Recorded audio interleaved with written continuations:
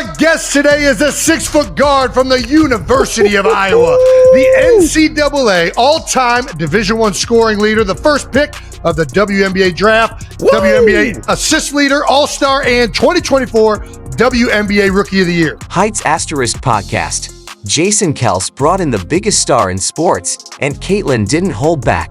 Jaw-dropping career revelations and her mindset after an unforgettable season make this interview unforgettable. She's the most requested guest in the history of our show, and the Time Magazine Athlete of the Year, Miss Caitlin Clark. Please welcome everyone.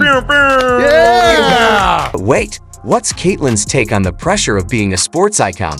What's next for her skyrocketing career?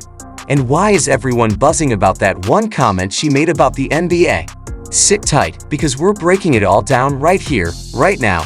Are you ready? Let's go. Appreciate it. I'm excited. I don't get excited about many things, but this is at the top of my list, so. We made it. The Kelce brothers kicked off the show with their signature humor, diving into Caitlin's impressive achievements. When two NFL superstars joke that your resume makes theirs look short, you know you're in a league of your own. A perfect icebreaker for an interview full of surprises. How many accolades did we leave off? How many accolades do you have right now at this point, Caitlin? I think you might have made some up. I don't know. Yeah, well, I don't think so. I'm pretty sure on that. I feel like you're kind of like Wayne Gretzky for basketball right now. Gretzky. The amount. If you go to the Wikipedia page and you look at like the list of like awards and achievements, it's like endless. It is. Yeah, we had to limit it to this list just to get the show started. I appreciate it. Thank you. Gukesa Watson wasn't exaggerating.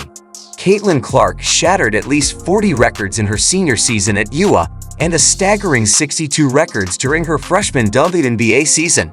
And that doesn't even include all her accolades over 3 years of college.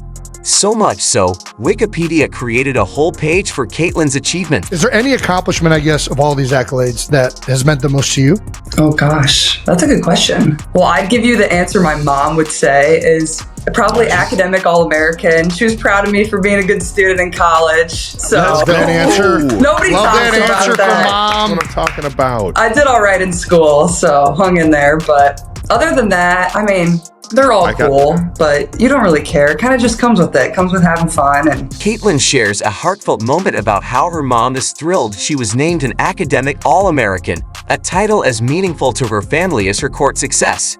She explains that these accolades come from hard work and enjoying the game, not seeking game-breaking moments.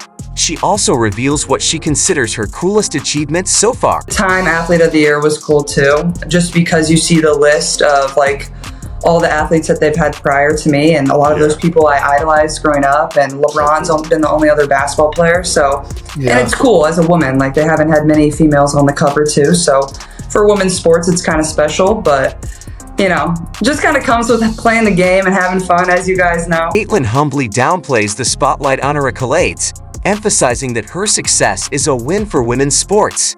She highlights how this progress shines a light on growth across all arenas. Her perspective is clear. It's bigger than her, and that humility makes her a beloved figure on and off the court. That's right. How long have you been a part of the kingdom? I'm sorry, Jason. Not to You can crush apologize to me. I'm honorary member.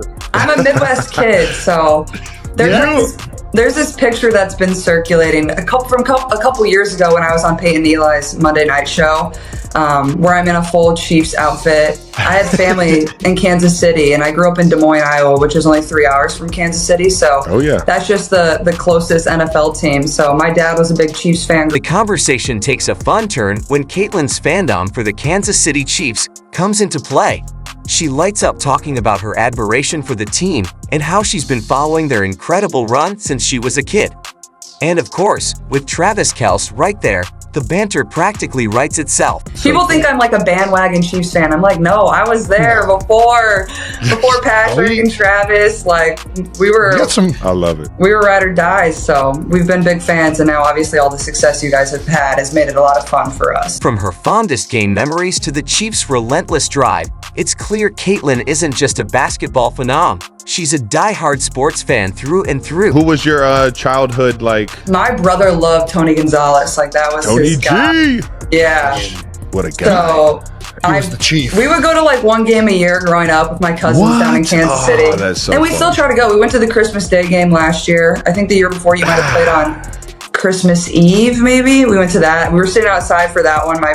My toes were like about to fall off. My fingers about to fall off. I don't get how you guys play in that type of weather, but it's fun. And like obviously we got heaters on the sideline. They let us cheat. Arrowhead's not too. And then comes her big Chiefs fan request to Travis. So hopefully I can make it to a Chiefs game here soon. Maybe a playoff game or something. So I'll tell you what, we punched our ticket, so we're definitely I know. we're gonna at least Love have. I would assume we at least got one at Arrowhead, but you're invited to them all. So all right, appreciate you guys. Thank you so much. And she's right here. Here's Caitlin talking about her Chiefs fandom as a child. Oh, it was always a big deal. My dad always had them on, whether we were in the basement, whether we were upstairs.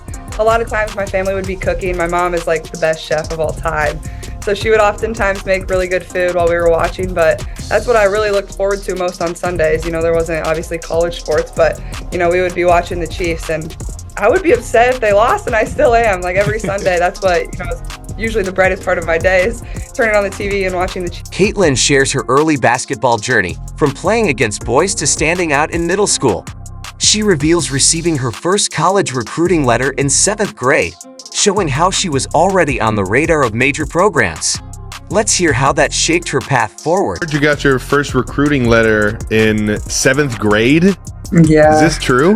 Yeah. So at the time, like, That's insane. It's insane. Were you playing honestly- with high schoolers at this point? yeah, it's honestly sad. Like where college like recruitment has kind of gone, it's just insane. But also, I got you. I feel very fortunate. Like my parents were just like, they told my older brother, like, go get the mail. Like, we don't want your sister to see that. They like wanted me to be in 7th that's grade and cool. like enjoy middle school and like hang out yeah. with your friends. Like you shouldn't That's be cool. worrying I about love where you're going that. to college. I love that so much. Caitlin then shares how her parents make sure she enjoyed her high school years, surrounding her with great influences that helped shape the person she is today. Yeah, so I didn't really take any visits until like after my freshman year of college, and then I didn't decide until my senior year. So I was never in a rush, and my parents did a really good job of like make sure, you know, I have a good circle around me. Like it wasn't always about college recruitment. I wasn't like posting my offers. Like also that wasn't really a thing when I was growing up. So The trio jokes about how college recruitment has turned into a social media frenzy, reminiscing about the good old days. At just 22, Caitlin is already talking about how times have changed, showing just how mature she is, way beyond her years. It is now. I mean, it had to be close to when you were growing up. I mean, yeah, it was close. Like people were starting to do it, like post like, oh, I got an offer from here. I got an offer from here. and especially in basketball. Now it's all you see on social media. It's like only people talk about. It's crazy. But obviously times have changed too. But Oh, times have changed. yeah, it's 7th grade was wild. And I was playing up like 2 years. So I was playing with high schoolers. But yeah, I didn't really like think anything of it. Like I was just going out there and hooping and having fun. And it's kind of just what Caitlin reflects on her rookie season, balancing fitting in with her team while standing out as a future star. She discusses handling the challenges of a competitive environment while staying true to her playstyle, showcasing the mindset of an athlete who knows when to lead, when to listen, and how to elevate the team without overshadowing it. like you come in as a rookie and like you said, like you're trying to figure out a new environment, new teammates. Like you don't want to say too much, you don't want to say too little, and it's just so hard. But like in my scenario, and obviously you guys too, like you're already highly thought of. Like people are turning to you to like be something or be someone. So it's hard. Like you're trying to get your feet wet, but also not do too much. And I think that's kind of what I struggled in early on is like, I don't know what to say. I don't know how to say it. I don't know how they're going to react. Caitlin gives credit to her veterans and teammates for helping her transition smoothly to the next level. She expresses gratitude for their guidance, encouragement, and shared experiences, recognizing that while her talent is undeniable, their support has made her journey truly rewarding. For not knowing, you nailed it. Yeah. Well, But also, like, I had a lot of really good vets around me too, so I feel very grateful for that. And we had a fairly young team too, so like people had been through it fairly recently, so they knew how I felt. But like I feel like that definitely is a huge challenge, and that goes for whatever professional sport. Like you're trying to learn, but also people are looking at you like you got to perform and like be what they drafted you. Remember when Aaliyah Boston faced Caitlin in her first game against the Connecticut Sun?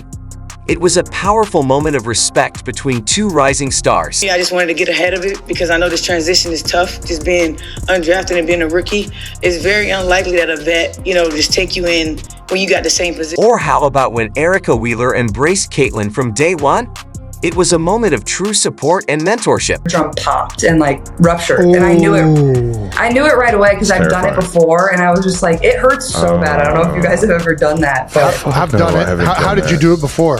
Can I guess? I was too. Oh yeah, guess. It was very Midwestern. You did it in water. You did it in water. Something correct. with water. I got launched off a tube. Why did you just get so excited? What are you, some brainiac? That's how I did mine. I went off the diving board and tried to do as many flips as I could and smack my side of my head in the Heights High School swimming. These moments of veteran leadership helped Caitlin grow in her first year as a pro. The trio then discussed Caitlin's welcome to the WNBA moment.